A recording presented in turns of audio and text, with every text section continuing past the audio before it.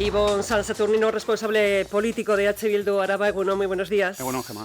Bueno, responsable político, y va a seguir siendo responsable político porque las bases de H. Bildu en Araba le han respaldado ese ejecutivo territorial con el 95% de los votos favorables. Eso es un espaldarazo, ¿no?, al trabajo realizado. Sí, la verdad es que asumimos otra vez la responsabilidad para otros 4 años con ganas. Al final el recorrido de estos últimos 8 años ya ha sido positivo, creemos que las bases así lo han entendido y han respaldado pues a la nueva ejecutiva de Araba.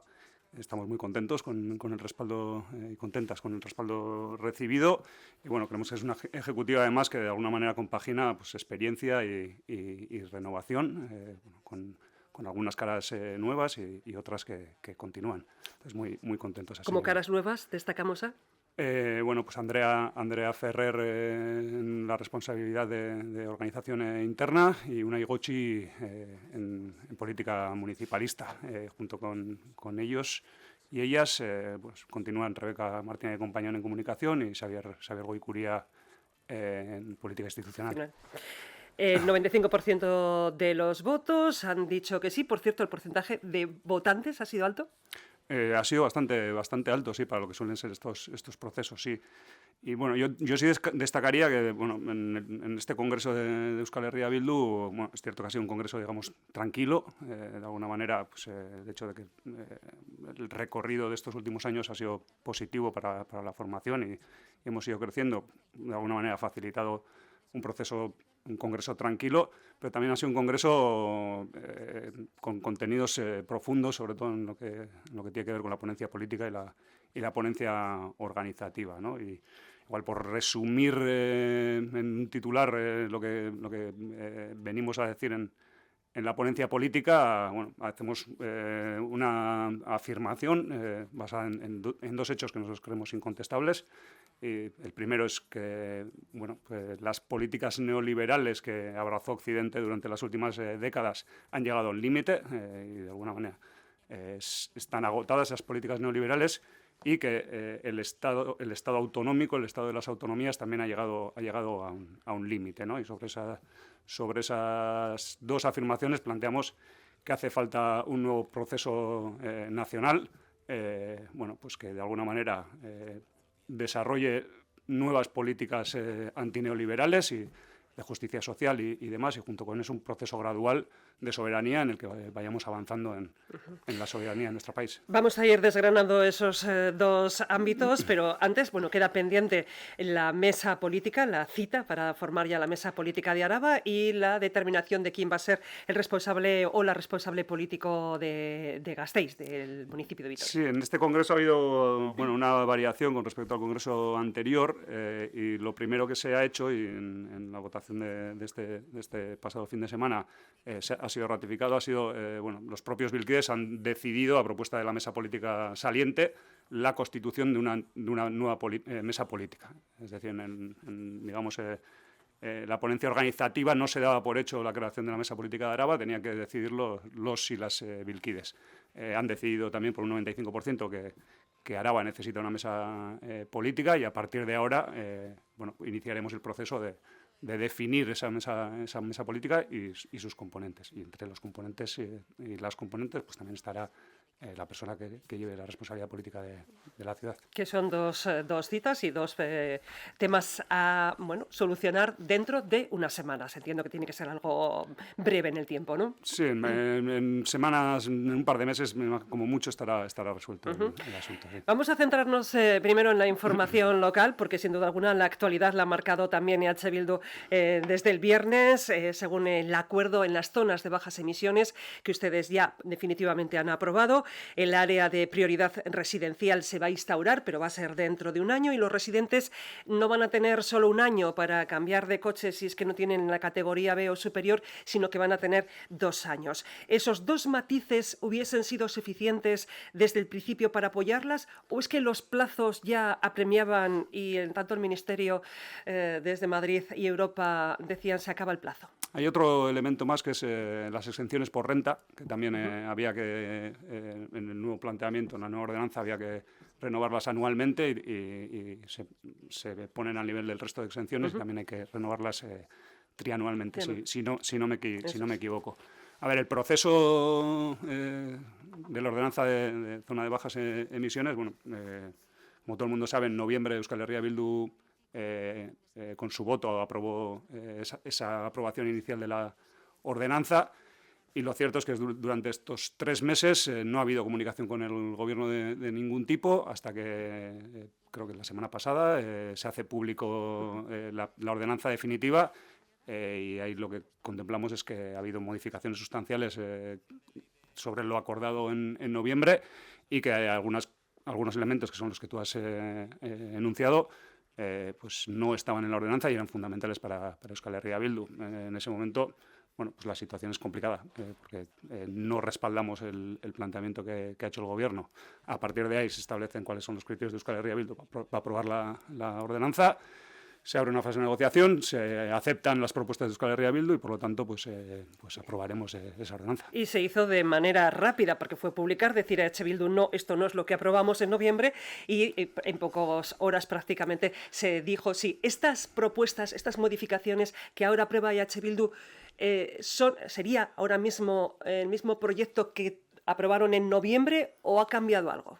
Entendemos, o entiende el Grupo Municipal, que es el que controla el tema mucho más que yo, por supuesto, que esas modificaciones son suficientes para aprobar esa ordenanza, que entendemos que es importante, que es necesaria, que la zona de bajas emisiones es una cuestión que debe avanzar, pero bueno, pues había ciertos criterios que creíamos que eran importantes y se han aceptado, por lo tanto... Ha quedado fuera el tema de, ustedes pedían que para empezar a poner multas pasas en 6 meses, no ha podido ser, van a ser 3, que es lo que había determinado ya el Ayuntamiento. ¿Estas son las últimas modificaciones o a partir de ahora EH Bildu va a seguir negociando para que el año que viene, por ejemplo, se puedan... Porque las zonas bajas emisiones tiene que ir cambiando. Bueno, entiendo que en tanto y en cuanto el Gobierno no cuenta con una mayoría suficiente para aprobar modificaciones, Euskal Herria Bildu seguirá empujando desde su posición político-ideológica para que las ordenanzas que se vayan aprobando sean lo mejores posibles para la ciudadanía, siempre desde nuestro punto de vista ideológico, evidentemente. Donde no han llegado a un acuerdo con PNV y PSS en la reforma fiscal, siempre han dicho ustedes que era una reforma que no era reforma, que era insuficiente. ¿Insuficiente para qué? ¿Qué es lo que creen que no, para lo que no va a llegar el dinero? No somos nosotros los que decimos que no es una reforma, ¿eh? El propio Gobierno se encarga de llamarlo revisión fiscal. Podemos también lo decía, sí. Sí, a ver, yo creo que este debate no es nuevo, viene de lejos. Yo recuerdo que en la reforma de 2017 ya hablábamos en términos de la necesidad de una reforma fiscal en profundidad. Igual por hacer un poco memoria, venimos, digamos, en esta última fase, en el debate sobre la reforma fiscal, del inicio del proceso de negociación de presupuestos, donde, bueno, si recuerdas, hicimos una propuesta en septiembre, si no recuerdo mal, de abrir una negociación para el conjunto de los 3 territorios históricos en los que marcáramos las líneas políticas principales para hacer frente al momento político, ¿no? Nosotros básicamente lo que decimos es que estamos en un momento de cambios sustanciales, con mucha incertidumbre, con una situación económica complicada y que de alguna manera hay que alinear las políticas públicas del país para hacer frente a los grandes retos que tenemos encima de la mesa. Y ahí ya marcábamos que el debate fiscal era prioritario. Bueno, esa propuesta se despejó de alguna manera, nos dijeron que no era la manera de negociar, que esto había que negociarlo institución a institución, y la reforma fiscal se salió de aquella primera negociación, digamos. A la postre, lo que hemos visto es pues que las negociaciones se han dado en esos términos a nivel de los 3 territorios históricos y entre partidos. Nosotros desde el principio decíamos que este país necesita una reforma fiscal en profundidad, como decía antes, para mantener el sistema público y los servicios públicos para la ciudadanía y para tener capacidad financiera suficiente para hacer frente a los grandes retos que tenemos encima de la mesa, transición ecosocial, envejecimiento de la población, todos esos grandes retos que todos y todas conocemos. En ese sentido, creíamos que había dos elementos fundamentales a debatir en la reforma fiscal. El primero era un debate sobre el IRPF y, básicamente, el que rentas de trabajo y rentas de capital aproximaran sus cotizaciones. Y, en segundo lugar, impuesto de sociedades. Y, sobre todo, que los tipos nominales y los tipos efectivos, sobre todo en el caso de grandes empresas, se fueran acercando. Ese debate no se ha dado. Se nos ha negado la posibilidad de debatir sobre una reforma fiscal en profundidad. El discurso que hacíamos al principio de la reforma fiscal y el que estamos haciendo al final de ella, a pesar de que estamos ahora mismo, yo creo, en el debate sobre el relato del acuerdo, ha sido la misma. Para nosotros es una oportunidad perdida para avanzar en justicia social, para acercarnos a estándares europeos en recaudación y para tener capacidad financiera para lo que nos viene por delante, que es mucho y preocupante. Está claro que cada uno lo mira de una manera. Los oyentes, cada uno de ellos tendrá que mirar cuál es su caso concreto, cómo cambia la situación en la declaración de la renta del año que viene para cada uno de ellos, y lo mismo que cada partido lo mira desde un punto de vista de su ideología. En este caso, Confebask también hablaba y le decía al Partido Nacionalista Vasco que tiene que definir ahora si es de izquierdas o de derecha, y también decía Confebask que este acuerdo de fiscalidad es mejor la fiscalidad en el Estado que en Euskadi ahora mismo. EH Bildu se reúne con Confebask, creo que hoy precisamente, no sé si para acercar posturas y para solucionar algo de la reforma o simplemente para ir acercando esas posturas. Bueno, se reúne porque Confebask es un agente económico importante del país y Euskal Herria Bildu tiene relaciones en términos generales con los grandes agentes del país. Tanto a nivel nacional, pues ha abierto una ronda, después de elegir a la Ejecutiva Nacional, se ha abierto una ronda con los agentes económicos y sociales del país. En Araba también, desde la preocupación que nos genera la situación de la industria y de diferentes sectores del territorio, también vamos a abrir una ronda para estar con agentes sociales y económicos. Y bueno, a ver, que Confebask defienda sus intereses empresariales, pues bueno, tampoco le puede sorprender demasiado a nadie. Otra cuestión es, bueno, nosotros como movimiento político pues tenemos una ideología, un proyecto de país, y ese proyecto de país pasa también porque a la hora de aportar económicamente a los servicios públicos aporten más aquellos que más tienen, aquellos que mayores beneficios tienen, y aliviar de esa manera sobre todo a las clases bajas y medias, que son hoy por hoy quienes soportan la mayor carga fiscal. Y no hay más que repasar la evolución de los datos de recaudación de los últimos 15 años para ver cuál ha sido la evolución y el peso, sobre todo, del IVA, del IRPF sobre sociedades o otro tipo de... En esa reunión sí se habla de la reforma fiscal, que seguro que se hable. Seguro.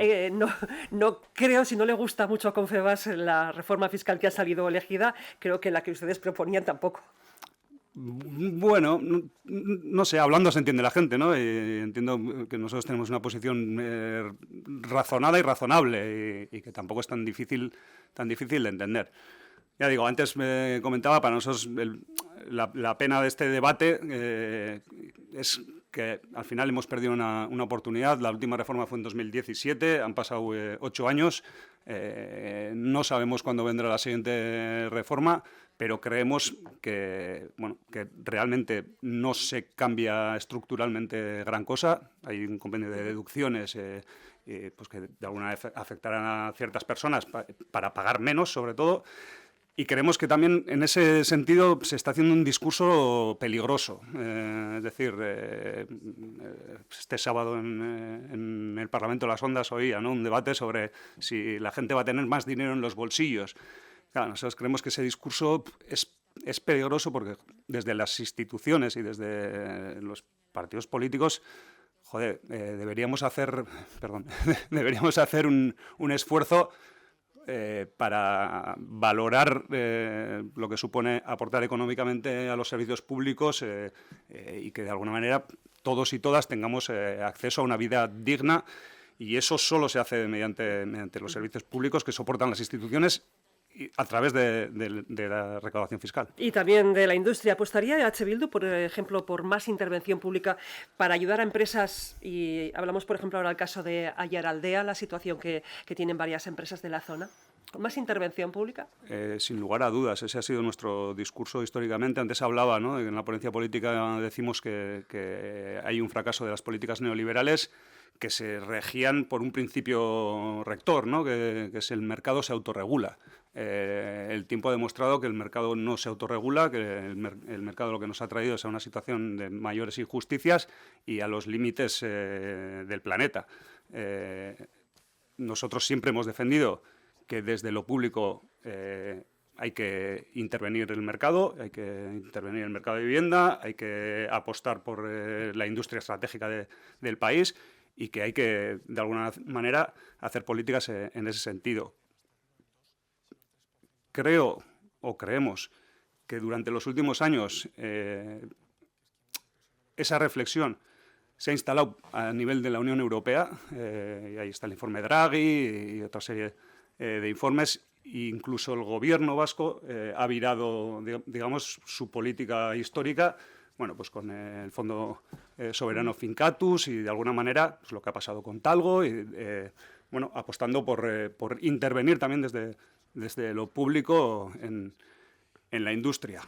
Y dejar también de tener, como se suele decir, todos los huevos en la misma cesta. Lo digo porque si Aiaraldea tiene una gran zona industrial, ustedes han presentado en el Parlamento Vasco un plan estratégico para Rioja Alavesa, donde también prácticamente todo es vino, que ahora mismo también está pasando un momento difícil. Mezclar, digamos, dentro del sector económico diferentes aspectos sería una solución. A ver, hay que diversificar el tejido económico, es evidente, que hay que intentar acercarlo y de alguna manera bueno, pues que sea más cercano también. Yo creo que hace ya años que venimos haciendo ciertas reflexiones en torno a la situación socioeconómica de Araba desde la preocupación, es decir, porque estamos en un proceso de transición, bueno, derivada del cambio climático. Eso tiene una serie de consecuencias a todos los niveles.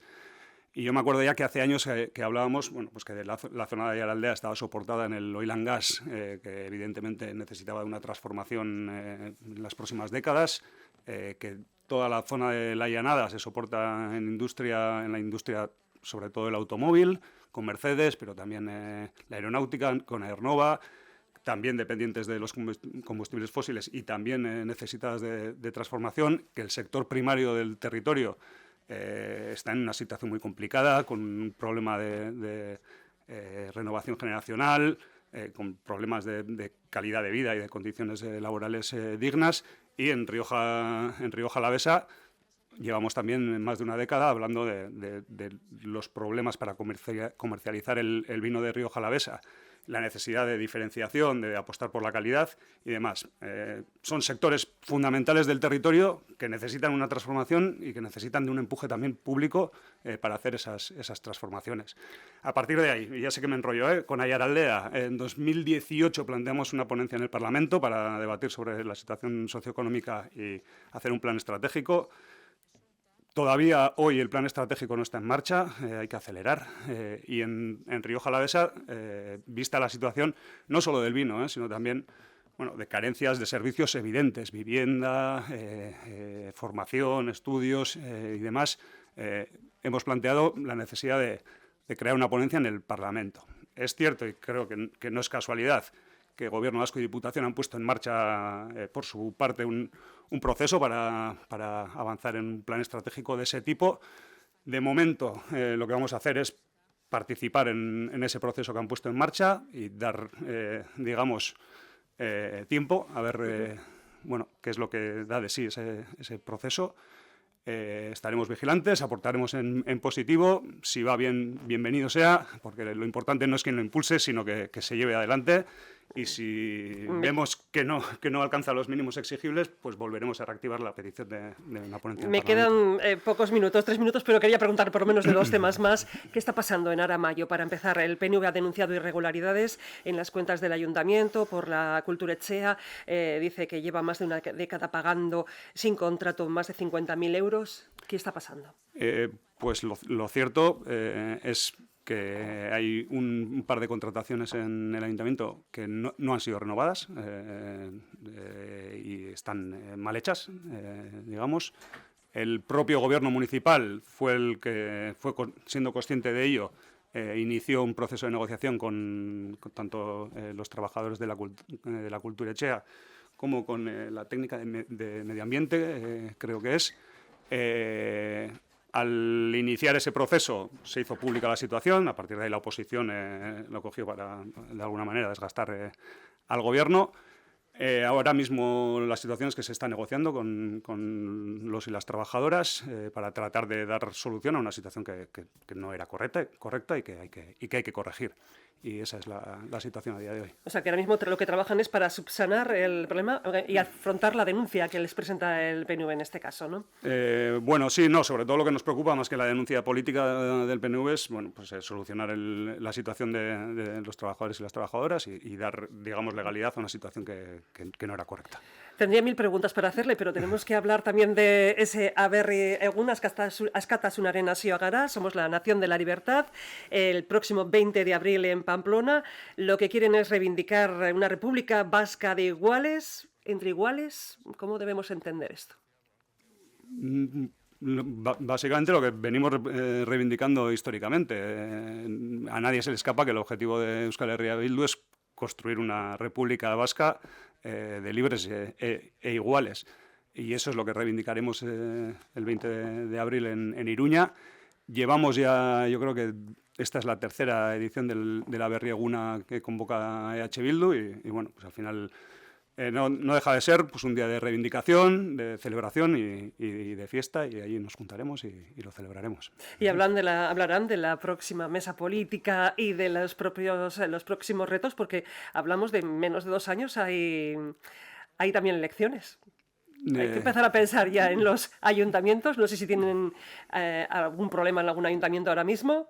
No, lo que estamos haciendo es trabajar desde las instituciones. No tenemos ahora mismo el foco puesto en las elecciones. Creemos que la mejor manera de ganar elecciones es el trabajo del día a día, el demostrar que el proyecto político de Euskal Herria Bildu hace que la gente viva mejor y que se viva mejor en los municipios en los que gobernamos, tratar de desarrollar un modelo de gobernanza colaborativo, compartido, con el resto de formaciones, y en eso estamos. Llegarán las elecciones y habrá que empezar a pensar en ellas. De momento pensamos más en el día a día y que las cosas vayan funcionando. De momento no nos quita el sueño. Ibon Sansaturnino, responsable político de EH Bildu Araba, mila esker por estar con nosotros. Gracias. Eskerrik asko zuei.